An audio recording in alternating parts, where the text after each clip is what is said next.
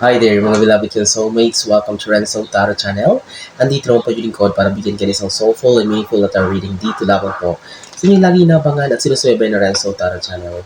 This is for you mga pinakamahal nating Sagittarius, Sun, Moon, Rising, and Venus sign. Itong reading na to ay para sa inyo. Takes what only resonates. Kamusta po kayong lahat? I hope you're doing great, you're healthy, you're safe, and of course, you're happy. Kapag bago po kayo sa ating channel at di pa kayo nakasubscribe, pakisubscribe naman po, like, comment, and share. If you're watching this sa ating TikTok account, pakifollow na rin po, paki-like, paki-comment, paki-repost, and if you want to avail a private reading, mag-message lang po kayo dito sa ating TikTok account. Alright, ulitin ko, this is for you mga Sagittarius nating soulmates na nag-aantay and that you're so excited. Isang shuffle pa, kunin na natin ang isang pong barahan. Alright. Spirit Universe, Spirit Guides, Angels, Ancestors, Holy Spirit, Saint Michael. 10 cards please for Sagittarius.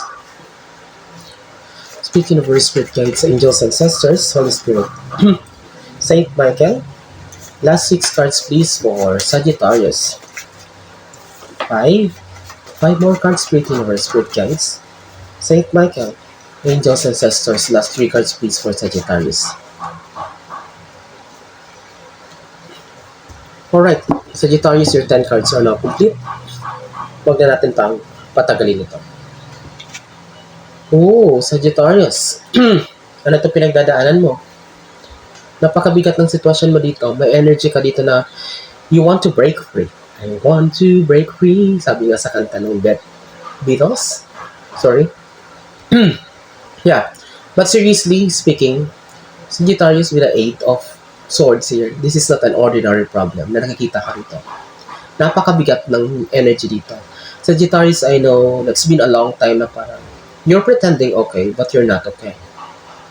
Pinapakita mo lang sa labas, sa inyo, sa tsura mo that you are strong, you are independent, you are capable of everything. Pero deep inside, gustong-gusto mo nang mag-give up. Gustong-gusto mo nang kumawala. You want to be free from the bandage, pagkakatali, pagkakakulong sa isang sitwasyon na paulit-ulit na lang at walang growth at nagsasawa ka na, napafrustrate ka na, sinasaktan ka lang paulit-ulit. And you're now ready to take an action para siguro naliwanagan ka na. Siguro for a long time, naging manhid ka na dito sa Sagittarius eh. Okay, tingnan natin. But I can see, napakabigat ng energy ito.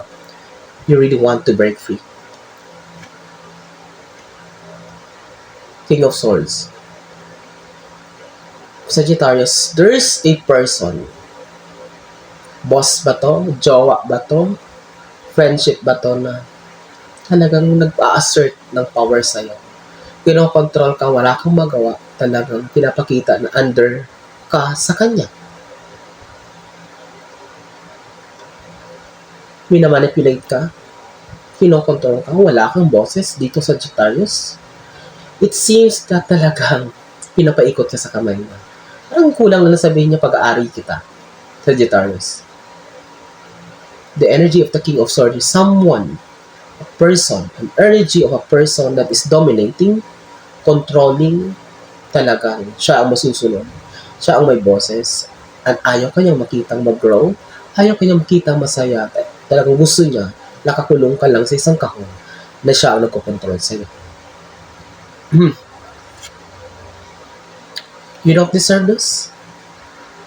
As an Empress card, Sagittarius, you're a very smart person. You're very talented. May skills ka. Madiskarte ka. Magaling ka sa lahat ng bagay. Papayag ka ba? With the Empress card here, I know it's not easy, Sagittarius.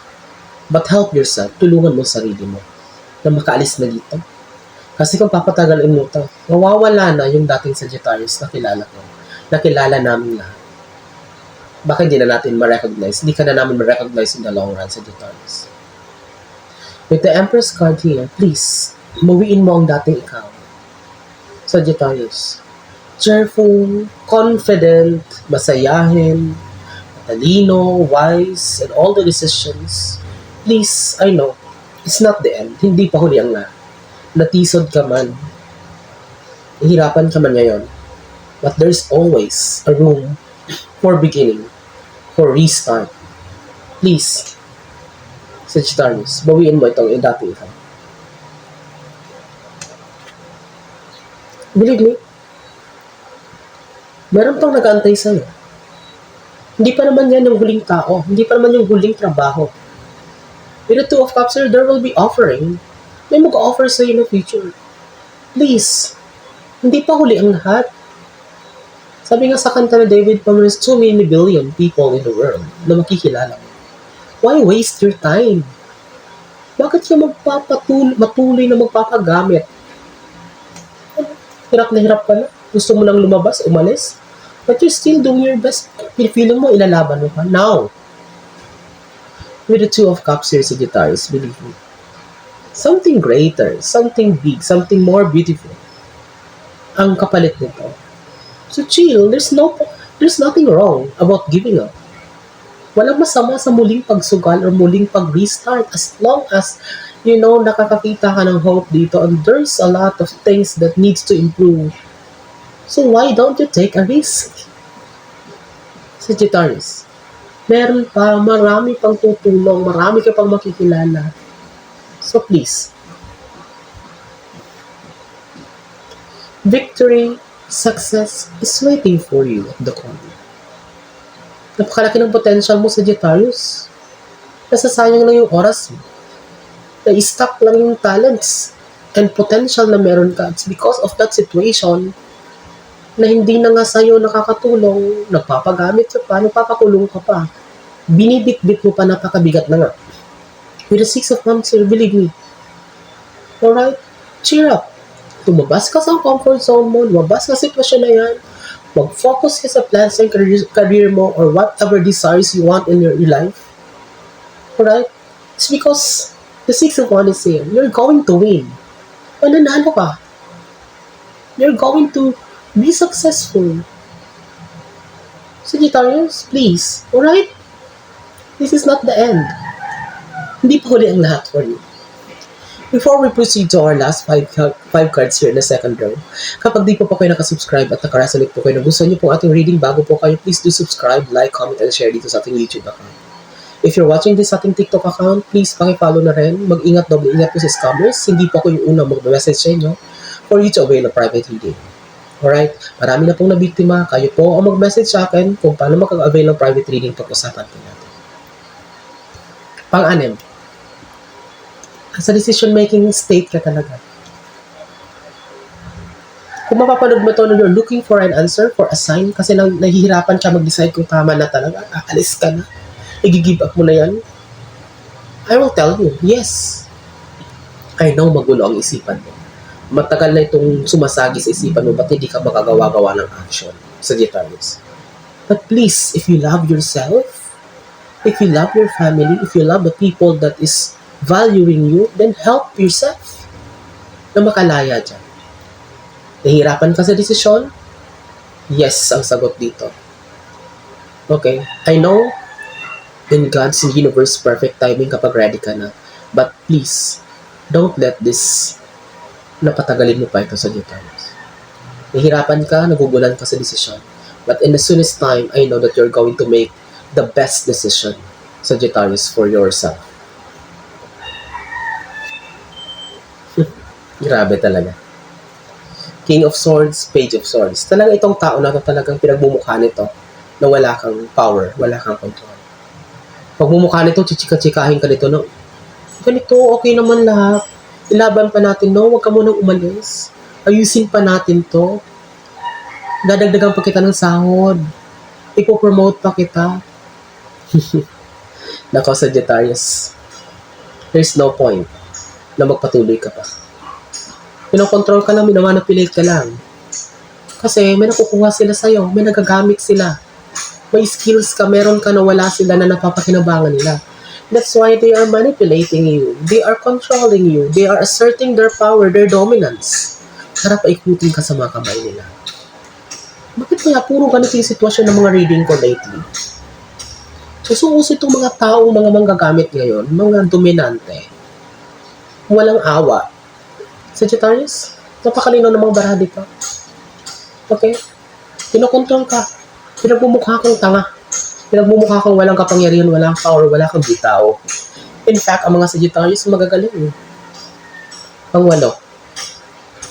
Please, malayo pa mararating mo, Sagittarius. I know, malawak, matayog pa ang mga pangarap mo na gusto mong marating. Don't focus on it. Work on it. Ito ang asikasuhin mo. Please, kung mawala ka na dyan habang maaga pa.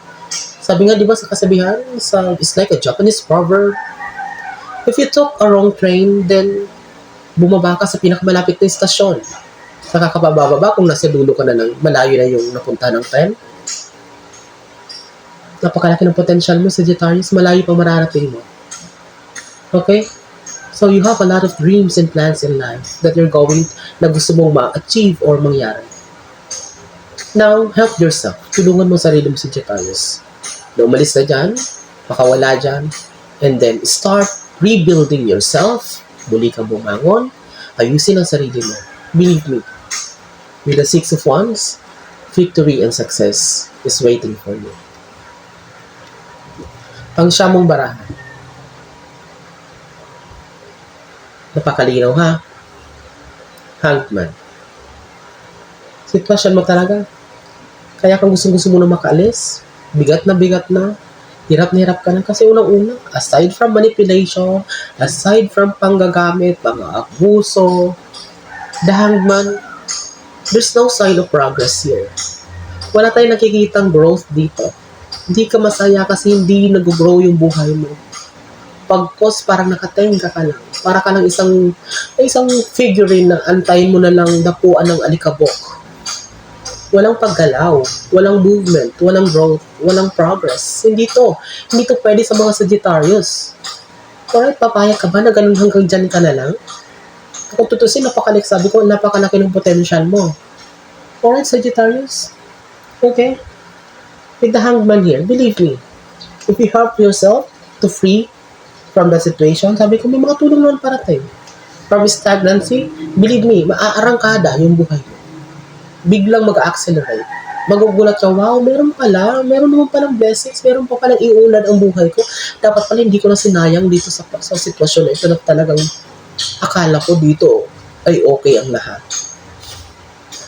Alright, Sagittarius, 10th and last card mo. Tapusin natin to.